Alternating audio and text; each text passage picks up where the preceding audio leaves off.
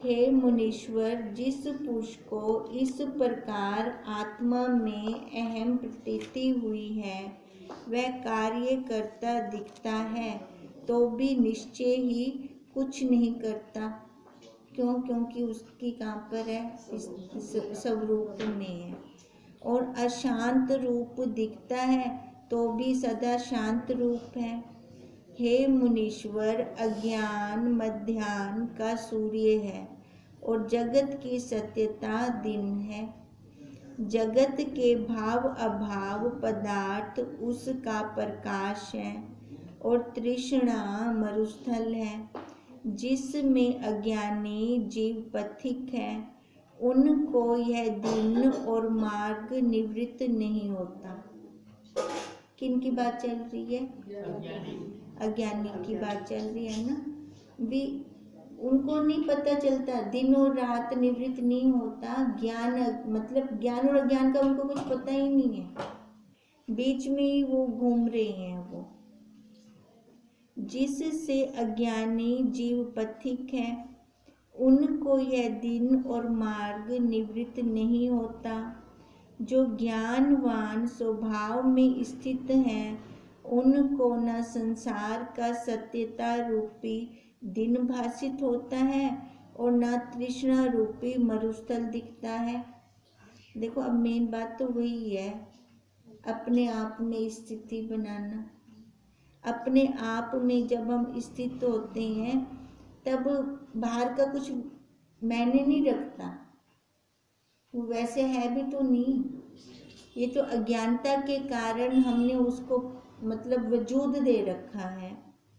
वे संसार की ओर से सो रहे हैं। ऐसी अद्वैत सत्ता उनको प्राप्त हुई है जहाँ सत्य और असत्य दोनों नहीं है। इस कारण उन्हें जगत की कल्पना नहीं भासित होती। हे मुनीश्वर, अब मैं जागा हूँ और सब जगत मुझको अपना ही दिखता है। राम जी बात कर रहे थे ना सर।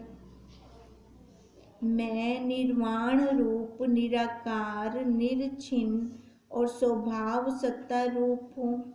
अब मुझको कोई दुख नहीं है। हे मुनीश्वर, उस पद को मैंने पाया है जिसके पाने से तृष्णा कभी नहीं उपजती।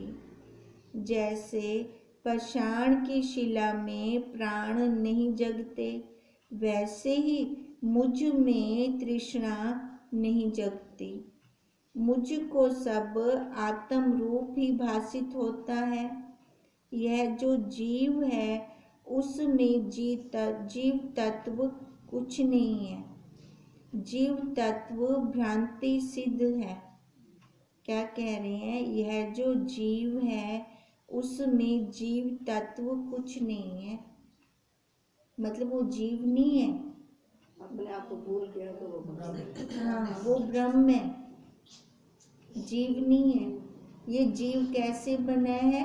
अपने आप को जब भूल गया है तो, अपने ब्रह्म स्वरूप को भूल गया है तो तब ये जीव बना है। तभी वो कह रहे हैं कि ये जो जीव है उसमें जीव तत्व कुछ नहीं है। जीव तत्व भ्रांति से सिद्ध हुआ है। ये भ्रांति से हम कह रहे हैं उसको जीव। सब आत्म स्वरूप है। मुझको तो निरालंब सत्ता अपनी ही भासित होती है, उसके अलावा कुछ दूसरा तो है नहीं। इति श्री योग विशिष्ट निर्वाण प्रकरणे राम विश्रांति वर्णन नाम 274 सर्गा समाप्त। राम ने पूछा, हे मुनीश्वर, आत्मा में अनंत सृष्टि उपजती है, जैसे मेघ की बूंदों की गिनती नहीं होती। अब हम खुद देखें कितने भाव आ रहे हैं, कितने भाव जा रहे हैं। कुछ है हिसाब किताब? कोई हिसाब किताब नहीं है। फिर ये उदाहरण किसका? मेघ की बूंदों का, उनको भी नहीं गिन सकते। वैसे ही परमात्मा में सृष्टियों की गिनती नहीं हो सकती। अब हम कल बात कर रहे थे कि वो परमात्मा बाहर नहीं है, वो परमात्मा अंदर है, मतलब हम में, है ना। तो हम वो गिनती नहीं कर सकते सृष्टियों की। जैसे एक रत्न की असंख्य किरणें होती हैं, वैसे ही परमात्मा में असंख्य सृष्टियां हैं। कई परस्पर मिलती और कई नहीं मिलती, परंतु स्वरूप से सब एक रूप है। जैसे समुद्र में लहरें उठती हैं तो उनमें कई नूतन भिन्न भिन्न और ही प्रकार की उठती हैं। अब समुद्र के अंदर लहरें उठ रही हैं, सब एक जैसी नहीं होती, भांति भांति के मिलेंगे अपने को। अच्छा, एक पेड़ के ऊपर पत्ते भी देख लो, एक साइज का नहीं मिलने वाला कोई भी। सबके अंदर डिजाइन भी कई बार तो अलग अलग दिखाई देता है, जबकि है एक ही पेड़ उसका। अब ऐसे कह रहे हैं, जैसे समुद्र में लहरें उठती हैं तो उनमें कई नूतन भिन्न भिन्न और ही प्रकार की उठती हैं, कई परस्पर सादृश्य ज्ञात होती हैं और कई नहीं होती। और जैसे एक ही ज्वाला के बहुत दीपक होते हैं, उनमें कोई अन्यों अन्य परस्पर मिलते हैं और नहीं भी मिलते, पर स्वरूप से सब एक ही है, आधार तो सबका एक है। अब ऐसे ही देखो, जैसे ट्विंस बच्चे पैदा हो जाते हैं, उनमें ना भगवान जी कोई ना कोई निशानी जरूर रख देते हैं। जुड़वा है पर निशानी होगी कोई ना कोई बीच में, पर दोनों की माँ एक ही है, आधार एक हो गया। वैसे ही आत्मा में अनंत जगत फुरते हैं, परंतु सब परस्पर एक रूप है। यदि नाना प्रकार का जगत दिख पड़ा तो उसमें वही रूप हुआ और कोई कारण तो नहीं है। जैसे शून्य के आदि में निराकार सत्ता होती है और उसी से सूर्य आदि पदार्थ प्रकट होते हैं, सो वे भी तो वही रूप ही हुए, क्योंकि वो एक ही जगह से निकल रही हैं। अब देखो 84 लाख योनियों का आधार वही है, पर ये हम ना जानने के कारण हम भटक जाते हैं। फिर जानते तो हैं, दृढ़ता नहीं है, समझते नहीं है उस बात को। क्यों? क्योंकि वो निराकार है, वो दिखता नहीं है। वैसे ये जगत भी अकारण निराकार है नहीं। अब ये जगत बाहर नहीं है, जगत अंदर है, इसका कोई रंग रूप नहीं है। अच्छा, ये क्यों अंदर फुरने आ रही हैं जा रही हैं, इसका भी कोई कारण नहीं है। कारण हो तो हम बताएं। हे मुनीश्वर, अब मैंने ज्यों का त्यों जानना है। जैसे स्वप्न में मरे हुए बोलते हैं, जीते हुए मृतक दिख पड़ते हैं और सब पदार्थ विपरीत भासित होते हैं, परंतु जाग उठें तब सब ज्यों के त्यों दिखते हैं। स्वप्न में उल्टा पुल्टा सारा कुछ चल जाता है, पर वो सारा साकार रूप में हमें भासित हो रहा होता है, सत्य लग रहा होता है। ऐसे ये जगत भी हमें सत्य लग रहा है, साकार रूप में हमें सारा भासित हो रहा है, पर है नहीं ये। वैसे ही मैं जाग उठा हूँ, अब मुझको विपर्य नहीं भासित होता। यथाभूतार्थ मुझको अब सब आत्मा ही भासित होता है। हे मुनीश्वर, जो ज्ञानवान पुरुष हैं वे परम समाधि में स्थित हैं। अब ये परम समाधि क्या हो गई? हाँ, मतलब वो समाधि लाते हैं नहीं बैठे, खुली आंख समाधि, वो पहले ही बता रहे हैं, काम करते हुए भी नहीं कर रहे। अब ज्ञान होने के बाद काम कार्य जो भी है वो छूटता थोड़ी है, वो तो चलता ही रहेगा। उनको उत्थान कदापि नहीं होता, अर्थात स्वरूप से भिन्न नहीं भासित होता। वे व्यवहार करते दिखते हैं परंतु व्यवहार से रहित हैं, क्योंकि उनको कुछ अभिलाषा नहीं रहती। वे बिना अभिलाषा चेष्टा करते हैं, पर उनको हृदय से कुछ कृतत्व का अभिमान नहीं फूटता। अब ये कैसे होता है फिर?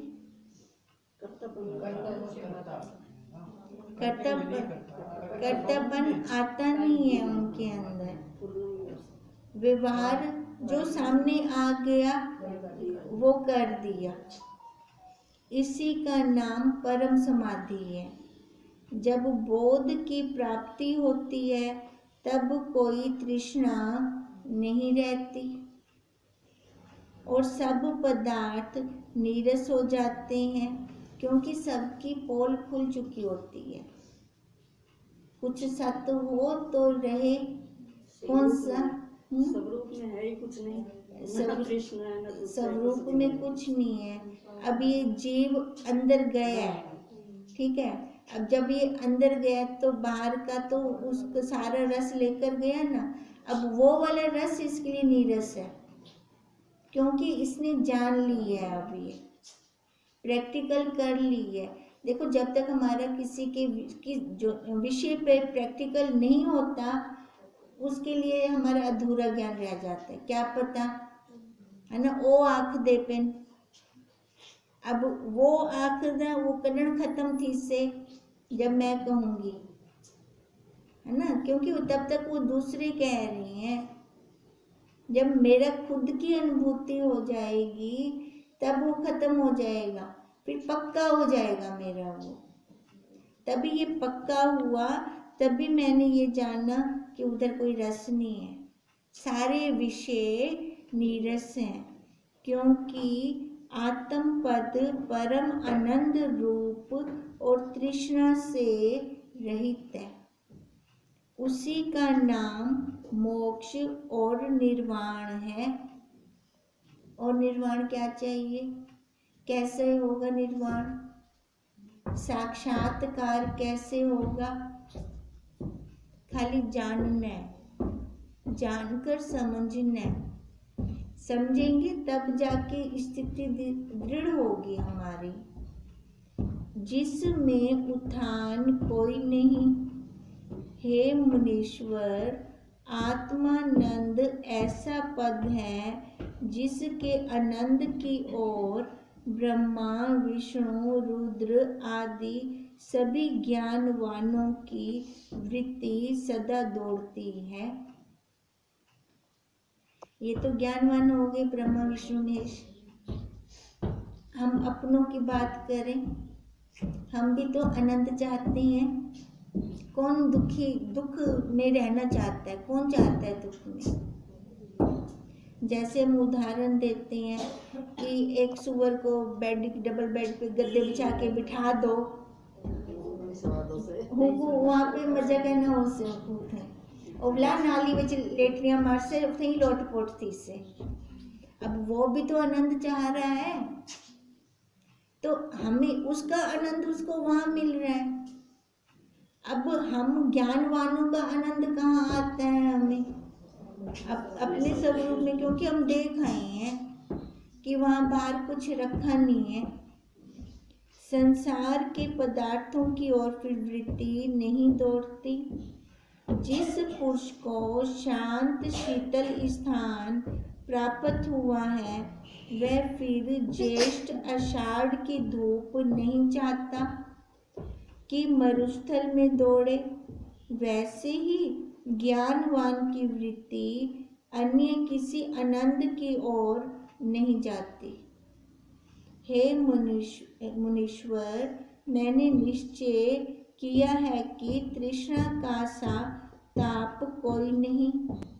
अब ये राम जी कह रहे हैं जब दृढ़ता हो गई वहाँ पर, और तृष्णा की सी शांति कोई नहीं है। यदि कोई पुरुष परमेश्वर ऐश्वर्य को प्राप्त हुआ हो, पर उसके हृदय में तृष्णा जलती हो, तो वह कृपण, दरिद्री और आपदा का घर है। और जो निर्धन दिखता हो, परंतु उसके हृदय में तृष्णा न हो, तो वो परम ऐश्वर्य को संपन्न और परम संपदा की खान है। अब क्या कह रहे हैं? हाँ, धनी है पर अपने स्वरूप में स्थिति नहीं है ना, तो तृष्णा बनी रहेगी।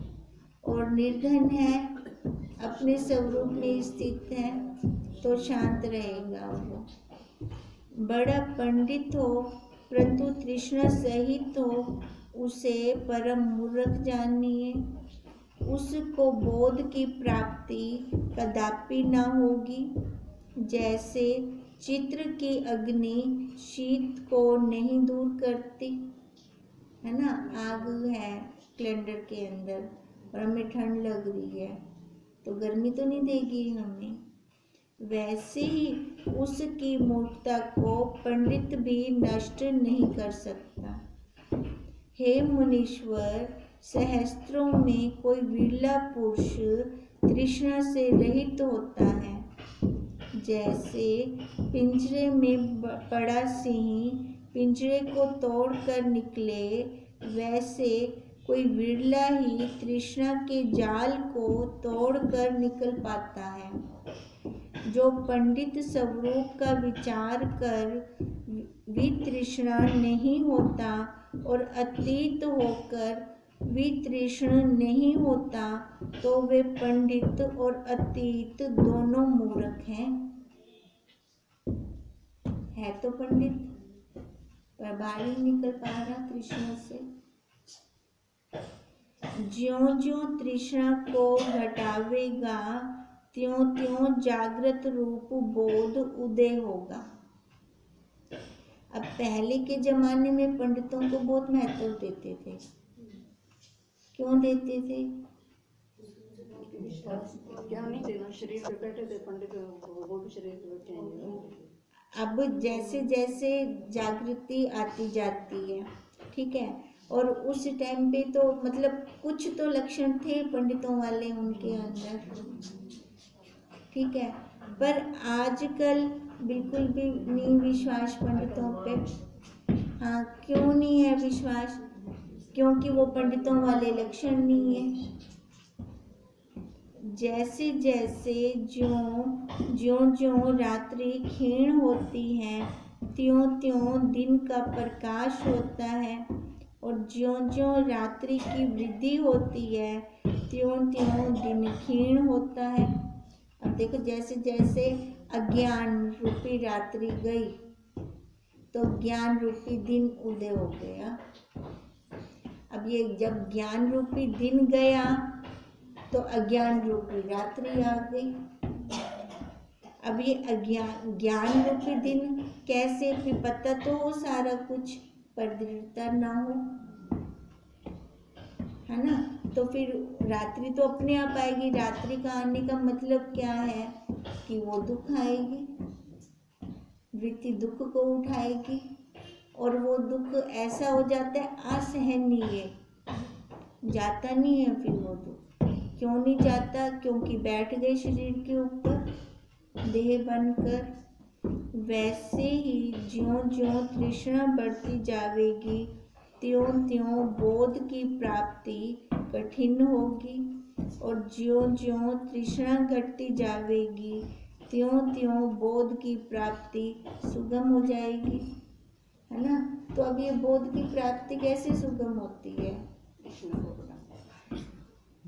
विषय, हाँ, विषय कम हो जाए, घट जाए, विषय रहे ही ना, तब जाके उसकी प्राप्ति होगी हमें।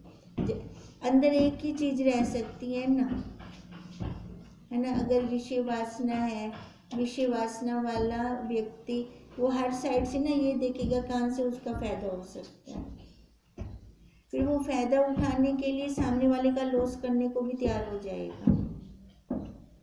हे मुनीश्वर, अब मैं उस पद को प्राप्त हुआ हूँ जो अच्युत्य, निराकार और अद्वैत था, एक की कल्पना से रहित है। उस पद को मैंने आत्म रूप जाना है और अब मैं निरशंक हुआ हूँ। उस पद के पाने से कोई इच्छा नहीं रहती। वही परम आनंद रूप आत्म पद मेरा खुद का स्वरूप है। अब वो बाहर नहीं मिलना हमें, है ना। अब देखो हमें क्या करना है, प्राप्त की प्राप्ति करनी है। हमें पता है वो है हमारे पास, पर दृढ़ता ना होने के कारण हम फिर भटक जाते हैं अपने रास्ते से। इति श्री योग विशिष्ट निर्वाण प्रकरणे राम विश्रांति वर्णनाम 275 सर्गा समाप्त। अब राम जी ने अपने स्वरूप में विश्रांति पा ली है। वशिष्ठ जी बोले, हे राम, बड़ा कल्याण हुआ जो तुम आत्मज्ञान पाकर जागे हो। ऐसे परम पावन वचन तुमने कहे हैं जिनको सुनने से पाप नाश होता है। ये वचन अज्ञान रूपी अंधकार के नाशक सूर्य हैं और तन मन के ताप का नाश करने वाली चंद्रमा की किरणें हैं। हे राम, जो पुरुष अपने स्वभाव में स्थित हैं उनकी व्यवहार और समाधि में एक ही दशा होती है। क्या कह रही हैं? जो अपने स्वरूप में स्थित है तो उनका व्यवहार करते हुए भी समाधि है उनकी, क्योंकि उनसे व्यवहार गलत नहीं होगा। फिर वे अनेक प्रकार की चेष्टा करते भी दिख पड़ते हैं, परंतु उनके निश्चय में कृतत्व का अभिमान नहीं जागता। वे सदा परम ज्ञान में स्थित हैं। जैसे पत्थर की शिला में स्पंदन नहीं जागता, वैसे ही उनको कुछ कृतत्व बुद्धि नहीं उपजती, क्योंकि उनके हृदय में देह अभिमान नहीं रहा है और वे चिन्ह मात्र स्वरूप में स्थित हुए हैं। आकार वाले दिख रहे हैं वो, पर है नहीं वो आकार वाले। आकार वाले दिख रहे हैं पर है नहीं आकार वाले। का क्या मतलब है? हाँ, अपने स्वरूप में व्यवहार से तो करेगा, आकार व्यवहार करेगा, पर उनकी दृढ़ता कहाँ है? अपने स्वरूप में। वह आत्म पद परम शांत रूप और द्वैत्व कल्पना से रहित एक है। ऐसा जो पद है उसे ज्ञानवान आत्म ज्ञान से जानता है। अब देखो ज्ञानवान, पहले तो वो ज्ञानवान उसको उपाधि दी, अब ज्ञानवान की उपाधि कैसे मिली उसको? आत्मज्ञान से। जब आत्मज्ञान मतलब अपने आप को उसने जाना, इसी को निर्वाण और इसी को मोक्ष कहते हैं। ये निर्वाण प्रकरण चल रहे हैं ना, तभी अपने आप को जान जाए तब वो निर्वाण हो गया। हे राम, ऐसा जो पद है उसमें मैं सदा स्थित हूँ। ब्रह्मा विष्णु आदि जो ज्ञानवान हैं वे भी उसी पद में स्थित हैं। वे नाना प्रकार की चेष्टा करते दिखते हैं, परंतु सदा शांत रूप में। अब ये ब्रह्मा विष्णु महेश अब ब्रह्मा जी क्या कर रहे हैं, विष्णु जी क्या कर रहे हैं, शिव जी क्या कर रहे हैं, तीनों के कार्य अलग अलग हैं। कहते हैं काम करते दिखते हैं पर अपने स्वरूप में स्थित हैं। उनको क्रिया और समाधि में एक ही आत्म पद का निश्चय रहता है।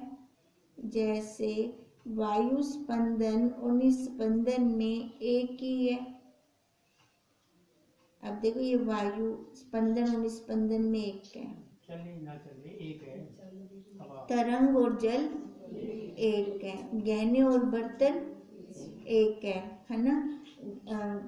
गहने और सोना एक हो गया, बर्तन और मिट्टी ये एक हो गया, और जल और तरंग ठहरने में एक ही है। वैसे ही ज्ञानी दोनों में सम रहते हैं, समाधि में और उसमें व्यवहार में दोनों में सम रहते हैं। उठाते नहीं है अंदर से, इसमें भी फूलने नहीं है, इसमें भी फूलने नहीं है ना। तो शांत रूप होकर वो अपना करते गए, जो भी सामने आ गया कर दिया, किसी के प्रति कोई गांठ ही ना रखी। जैसे आकाश और शून्यता में भेद नहीं, वैसे ही आत्मा और जगत में कुछ भेद नहीं है। तभी तो वो व्यवहार को बीच में ला रहे हैं ना, है ना। व्यवहार को क्यों ला रहे हैं? क्योंकि वो दिखा रहे हैं व्यवहार जगत के अंदर हो रहा है ना। तो वो अलग अलग नहीं है, व्यवहार कर। अब ये बात कह रही है कि ज्ञानवान भी व्यवहार कर रहे हैं, अब व्यवहार करते हुए भी समाधि में है, अपने स्वरूप में है। वो समाधि लगाकर बैठ नहीं गया, सारा दिन बैठा भी नहीं जाता, 24 घंटे नहीं बैठा जाता, चलते में बैठा रहे।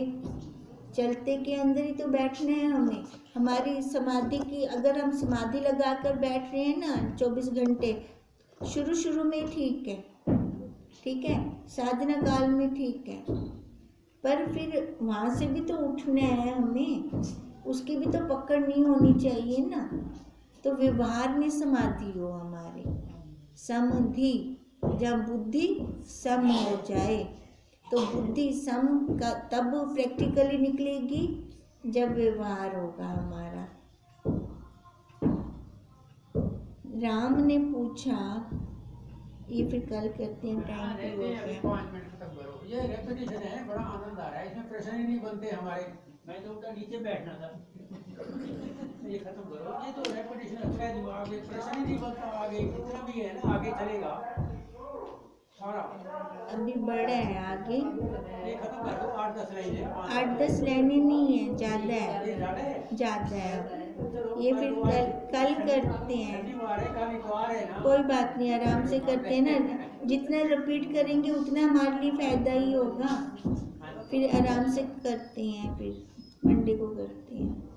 ओम तम नमामि